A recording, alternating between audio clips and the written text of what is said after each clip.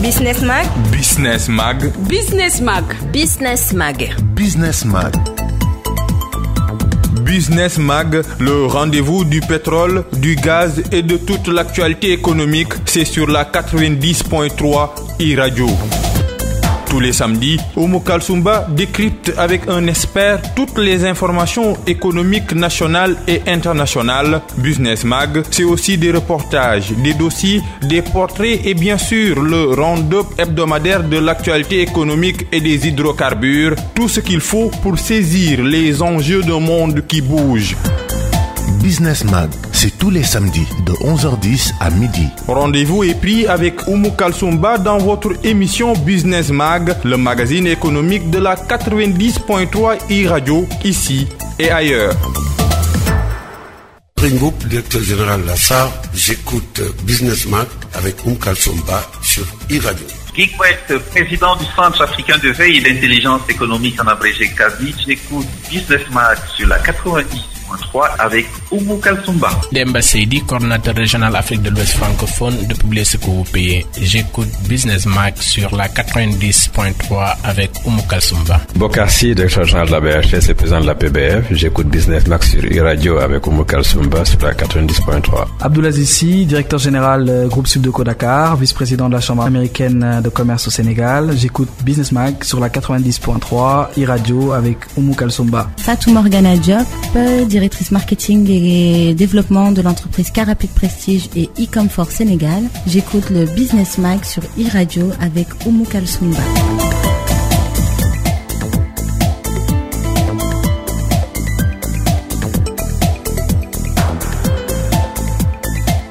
Vous êtes bien sur la 90.3 iRadio, la radio d'ici et d'ailleurs. Bienvenue dans votre magazine éco, Business Mag. Business Mag, le rendez-vous du pétrole, du gaz et de toute l'actualité économique. Justement, l'actualité dominée par le coronavirus. Voilà pourquoi nous allons mettre un accent sur les mesures prises du point de vue économique. On commence par la DGID, elle reporte le dépôt des états financiers de l'exercice 2019 au 30 juin 2020 en raison de la pandémie de Covid-19. La Direction générale des impôts et des domaines a annoncé jeudi que les contribuables relevant de la direction des grandes entreprises et de la direction des moyennes entreprises que le dépôt des états financiers de l'exercice 2019, initialement fixé au 30 avril 2020 et reporté au 30 juin 2020. Toutefois, ce report ne concerne pas les déclarations d'impôts sur les sociétés, des impôts sur le revenu dont le délai de souscription reste maintenu au 30 avril 2020 ainsi que le paiement du deuxième acompte provisionnel. Soutien au Sénégal face à la pandémie de Covid-19, l'Union européenne apporte une contribution de 100 milliards de francs CFA sur les 1000 milliards annoncés par l'État du Sénégal, 130 millions d'euros en aide budgétaire directe et 20 millions d'euros en redéploiement de projets. Le compte rendu de Migui Maram Ndiaye. L'appel de fonds de 1000 milliards de francs CFA lancé par le président Macky Sall a eu un écho favorable. La preuve, c'est 500 milliards décaissés par l'Union européenne. Irène Mangasson, ambassadrice de l'Union européenne au Sénégal, appelle le monde entier à l'union. Cette pandémie nous touche tous et partout. Nous ne pouvons protéger la santé des uns sans protéger celle des autres. Nous avons annoncé 150 millions d'euros, soit près de 100 milliards de francs CFA sur les 1000 milliards du fonds annoncé. Cet acte posé par ce partenaire du Sénégal est fortement salué par le ministre de l'économie, du plan et de la coopération.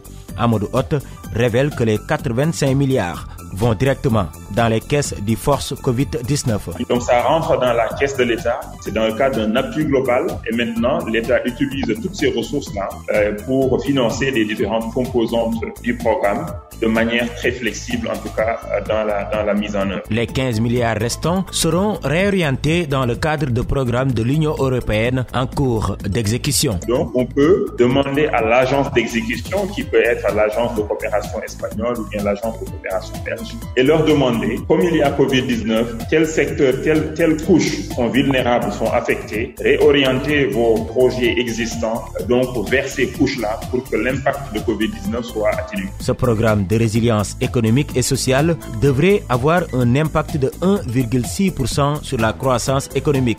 Et ce rendez-vous avec la presse s'est tenu en visioconférence vu le contexte actuel qui impose la distanciation sociale est interdite, toute forme de rassemblement.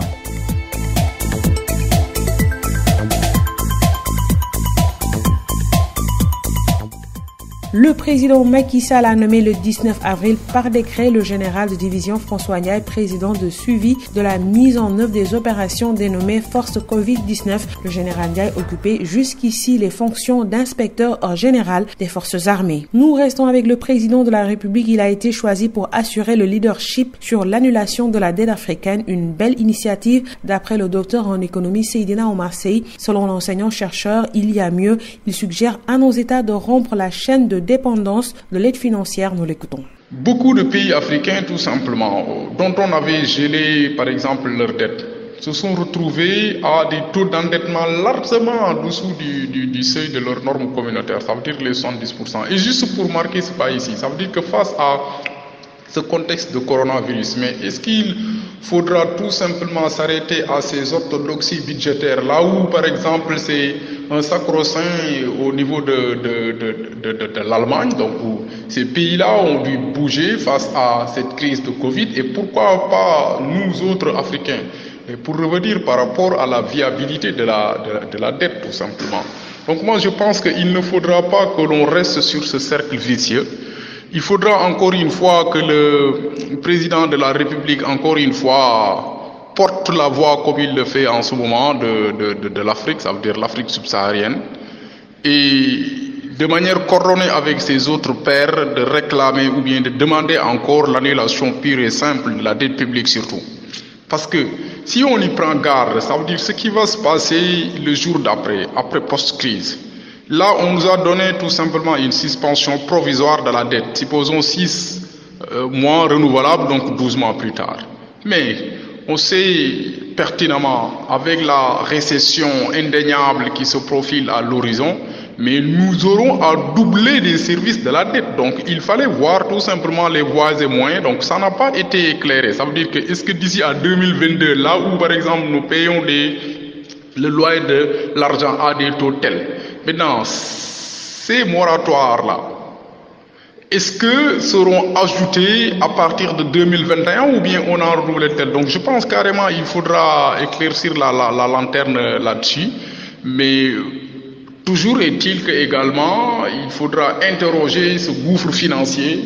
Ça veut dire qu'à chaque fois que par exemple on nous a octroyé des fonds, la destination finale de ces fonds, est-ce que c'est détourné? Donc vous avez vu récemment que l'ensemble des aides au niveau des pays sous-développés avaient été détournés dans des paradis fiscaux. Donc là également, il faudra être regardant et surtout à l'Afrique également de redorer son blason, de ne plus donner cette perception qui, par exemple, d'être ses éternels assistés. Donc au-delà de cette crise, il faudra voir des initiatives opportunes qui nous permettra de voir vraiment à des entités fortes telles que Zelega pour voir vraiment comment sortir ce cercle vicieux de l'endettement.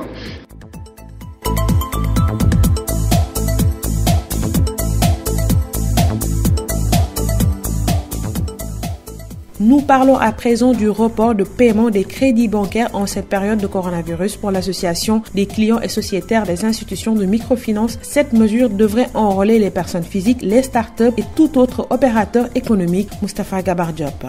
Les banques ont reporté les échéances de remboursement sur les crédits à leurs clients d'entreprise de 3 mois. Oui, 3 mois est renouvelable une fois. Mais pour Famara Ibrahima Sissé, président de l'association des clients et sociétaires des institutions de microfinance, cette mesure devrait prendre en compte les personnes physiques et tout autre opérateur économique. L'État a sorti un communiqué du Conseil des ministres pour demander à ses services d'engager des réflexions avec la Banque centrale pour voir dans quelle mesure les échéances de crédit seraient reportées pour tous les agents économiques.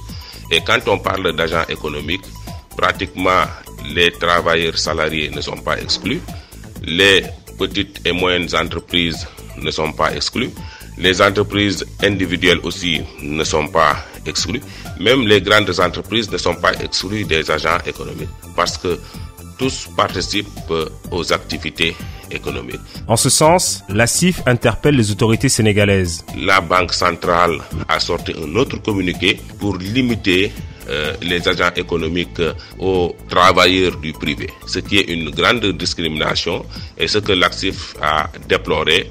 Et nous avons même interpellé le ministre de la microfinance et le ministre du budget et des finances pour leur demander tout simplement d'élargir, comme le président l'a si bien dit en Conseil des ministres, le report à tous les agents économiques, notamment à tous les salariés, à toutes les entreprises individuelles, à toutes les start-up, à toutes les grandes entreprises. En cette période de crise sanitaire, les conséquences socio-économiques sont énormes. Les populations mènent un double combat, éviter de contracter le virus et faire face à la conjoncture.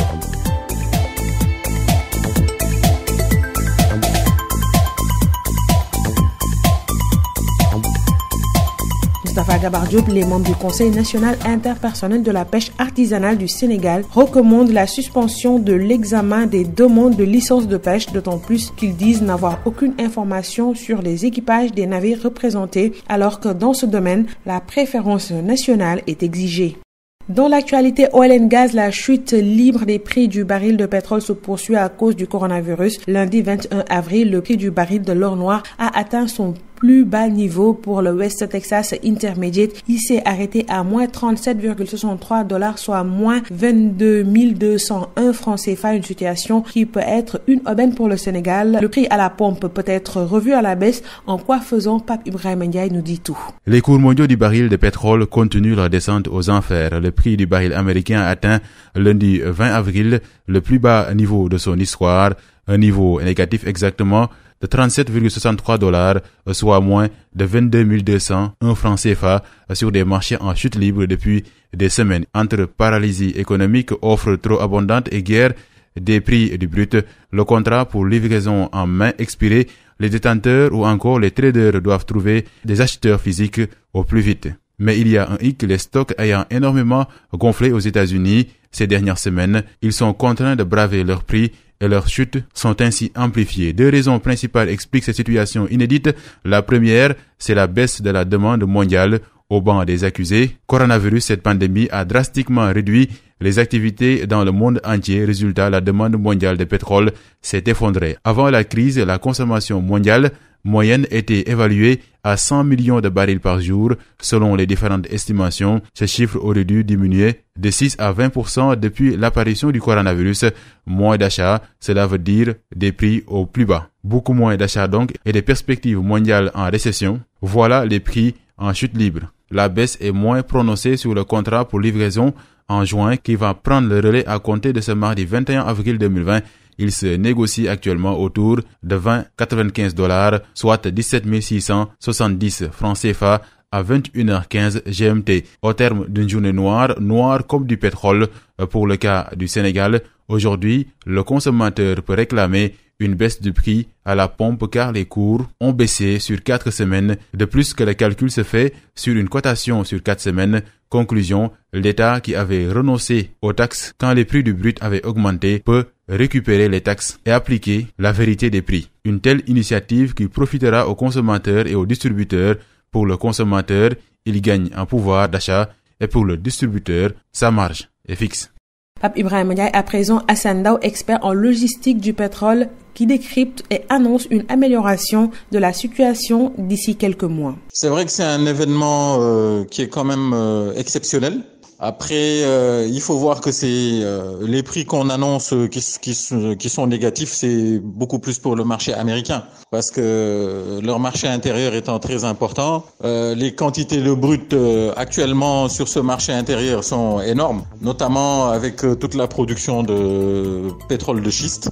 Donc, ils se retrouvent avec beaucoup de pétrole brut dans les bras, nulle part où les stocker. Donc, résultat, tout est plein partout, tous les tankers sont loués pour stocker et donc on dit qu'il y a des producteurs qui proposent même de payer pour que leur pétrole soit enlevé. Donc d'où ces résultats qui sont d'où ce tarif qui est on va dire négatif Sinon, pour le pétrole de la mer du Nord, donc le pétrole conventionnel qui est produit dans le monde par l'OPEP et par tous les autres pays, il est entre 20 et 25 $. Donc ça change pas beaucoup. C'est vrai qu'il y a eu une baisse drastique, mais on a espoir que ça soit juste de passager.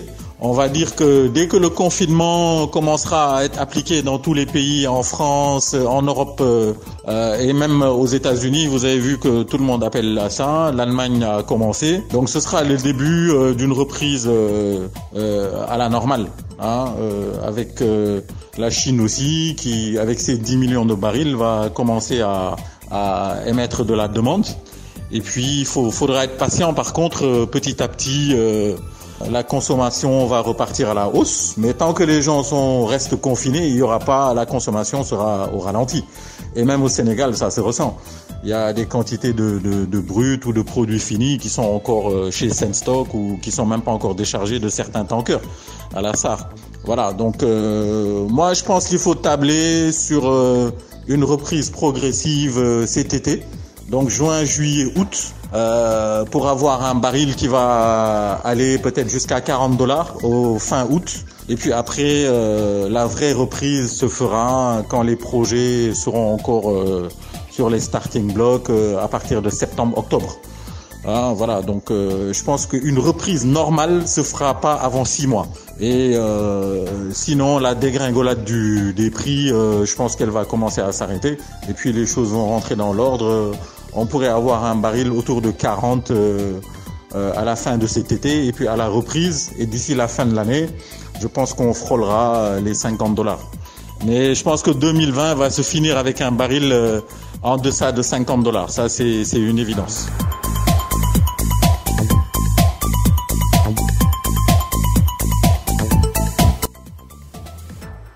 Dernière partie de votre magazine Business Mag, le tour d'horizon de l'actualité économique de la semaine à l'échelle continentale à Wajabsen.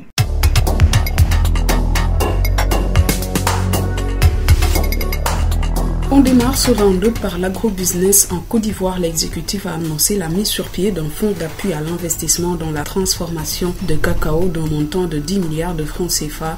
Cette démarche devrait permettre aux transformateurs locaux de se renforcer sur un segment encore dominé par des entreprises transnationales qui obtiennent plus facilement la plupart de leurs ressources financières des investisseurs institutionnels en raison de leur solide position. D'après Sidi Timoko Touré, porte-parole du gouvernement, cette mesure s'accompagne également d'une réduction de la caution pour l'agrément devant être versée par les acteurs intéressés par la transformation.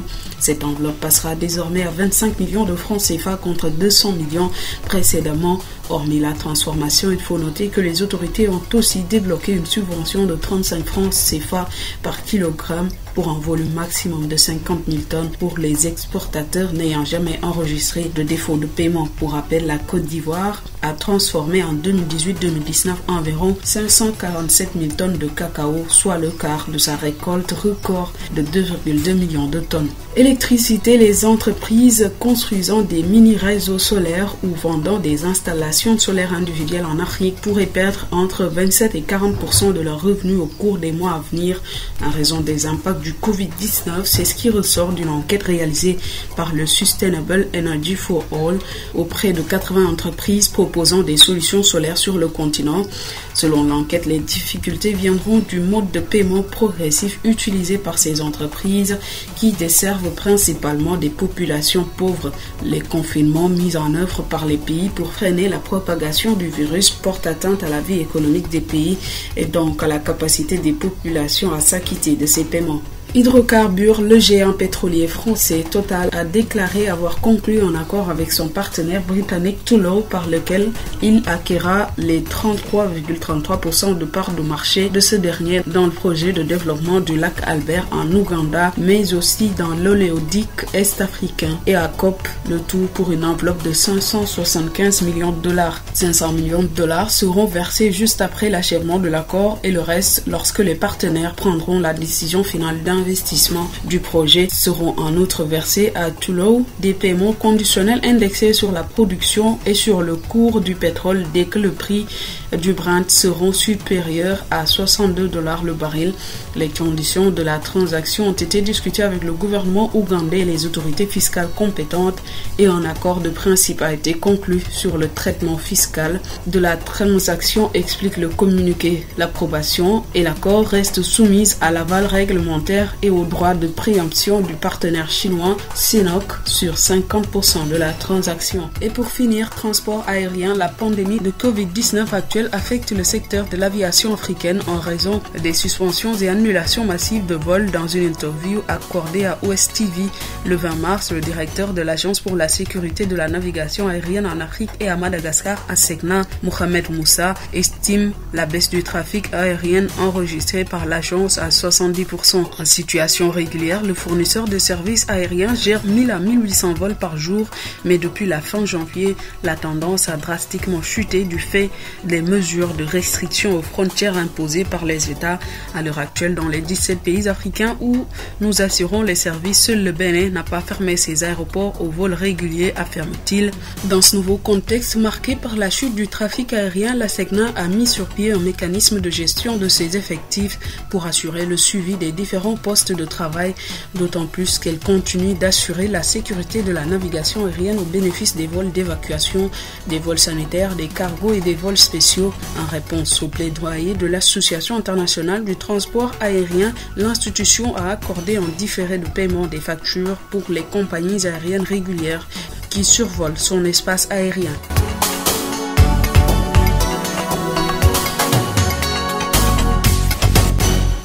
Le quiz. Best of de votre rubrique Le Quiz, le passage de Yaye Fatou Diagne, coordonnateur du Promise. Nous en arrivons au quiz. D'accord. Je vous vois sourire. Ben oui, je souris. Pourquoi? Parce que je suis pas toujours dans la connaissance en général. Personne n'est dans la connaissance en général. général. Donc moi, j'ai eu une formation scientifique. Donc on est toujours dans la spécificité. Oui. Donc il y a des domaines précis. Je me focalise sur des domaines précis. Mais bon, j'attends de voir. Ça ne sera pas une échappatoire. Vous allez participer au quiz. On y va? D'accord. Vous êtes prête? Oui. Oh, je sais que vous aimez le cinéma. Oui. Donc, première devinette. Je suis acteur et réalisateur noir américain. Je suis né le 28 décembre 1954. Mon nom de famille est le même qu'une ville américaine. Qui suis-je? Denzel Washington. Parfait. 2. Je sais que aussi vous êtes fan de natation. Quels sont, citez 3 types de nage? Alors, il y a la brasse. Oui. Il y a le crawl. Oui. Et il y a le dorsal. Parfait. Voilà. Est-ce que c'est difficile? Non, bon. On va réviser nos tables de multiplication. Oui. On va voir si vous apprenez vos tables de multiplication à l'école. D'accord. 9 x 7. Alors, 9 x 7. Vous avez 3 secondes. Juste 3 secondes? Oui. Bon, vous êtes une femme, je vous donne 5 secondes. Vous me donnez 5 secondes? 9 x 7. Sincèrement, je ne suis pas automatique en table de multiplication. Bon, je vous donne encore 3 autres secondes pour sauver l'honneur aux femmes. 10 secondes maintenant. 9 x 7. Non, attends, tu me laisses un peu calculer, réfléchir pour ne pas réviser le table de multiplication. Alors, j'entends des voix, vous soufflez. 9 x 7, 40. Non, attends, 56. Vous avez faussé, 63. 63, oh là là. 9 x 7, 63. Deuxième table de multiplication, 8 x 9. 72. Parfait. C'est ça? Vous êtes bien en mathématiques. Mais oui. C'est un bon exercice. Ça fait longtemps que je n'ai pas révisé. Mes enfants vont rigoler aujourd'hui. C'est bien. Les enfants. Je n'arrête pas de les... La dernière table de multiplication, c'est un cas de 6 x 6. 36. Parfait. Jusqu'ici, vous avez posé qu'une seule table de multiplication. Ben oui, c'est bien. Et j'étais pas... Voilà. Quelle est la capitale du Mali? Bamako, je crois. Voilà, dernière question. Je suis joueuse sénégalaise de basketball. Vous étiez ancienne joueuse de basketball. Oui. Voilà. Je suis née le 13 avril 1968 à Dakar. J'ai remporté 5 fois le championnat d'Afrique féminin entre 1984 et 2000. Qui suis-je? Mamati. Parfait. Donc vous avez fait un 4,5 sur 5. Donc c'est bien.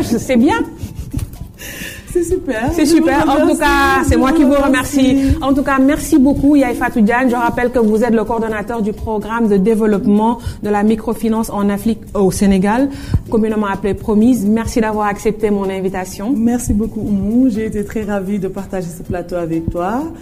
Et de partager avec les téléspectateurs et les auditeurs de ITV et Radio de ce qui est la microfinance islamique et aussi des missions du premier. Yaye Fatou Diagne, merci. Biran Cissé a assuré la partie technique. Merci d'avoir suivi votre magazine économique Business Mag. D'ici là, n'oubliez pas de vous laver les mains avec de l'eau et du savon. Utilisez du gel hydroalcoolique. Évitez les déplacements inutiles. # restez chez vous. Ensemble, nous vaincrons. Rendez-vous samedi prochain, Inch'Allah, à la même heure. Dans un instant, une page de pub après la grande édition de 12h, le Midi 15 sur e-Radio.